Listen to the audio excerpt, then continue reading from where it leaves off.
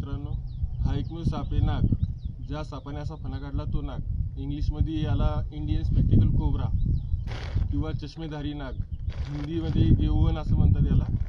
हा एक विषारी साप आहे. यामध्ये न्यूरोटॉक्सिक नावाचं विष असते, जो चावल्यानंतर आपल्या ज्या शरीरात जे विष सोडतो त्याने आपलं हृदय बंद होण्याचं काम होते मित्रांनो या सापाच्या विषाने, आणि माणसाचा मृत्यू होतो.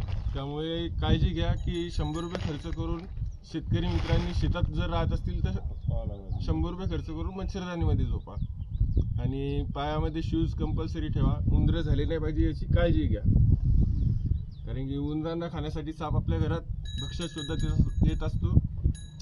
साप आपल्याला स्वतःहून काहीच करत नाही. आता समोर बसलेला आहे, कोणाला काहीच तकलीफ नाही आहे, स्वतःहून साप चावत नाही. त्यामुळे साप मारूही नका. आज जर साप नाही राहिला तर उद्या उंदरं राज करतील, हाही विचार करा. उंदरांना कसं मारसन तर, त्याच्यामुळे सापही मारू नका.